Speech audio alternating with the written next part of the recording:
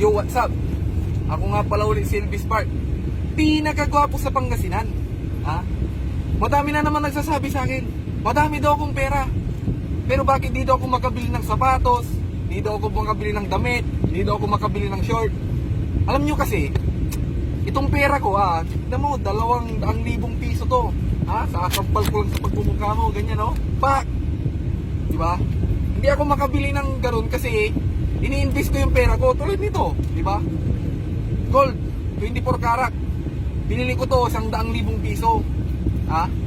Kasi pag nangailangan ako, pwede ko siyang isangla. Tsaka ito, pang-invest ko ulit sa negosyo ko to. Dami, di ba? Yung mga damit, short o sapatos na yan, na-invest ko ba yan? Siyempre hindi. Ang utak ko negosyante. Iba kasi yung mindset ko, pre. Kasi yung short, sapatos, damit, pag nangailangan ako, hindi ko rin yan may bebenta. Or may benta ko man, mura lang. Diba? Bibilin mo ng mahal, tapos bebenta mo mura lang. Ganun ako mag-isip, pre. Business mindset. Kaya, huwag na kayong mambash-bash dyan na yung mga damit-damit ko, hindi ako makabili. Yung dami kong pera, kaya kung bumili. Kahit ikaw, damit mo, bilhan kita, gusto mo. Kaso huwag na, wala akong mapapala sa'yo. Di naman ako kikita sa'yo. Ba't kita bibilihan? So, yun lang guys.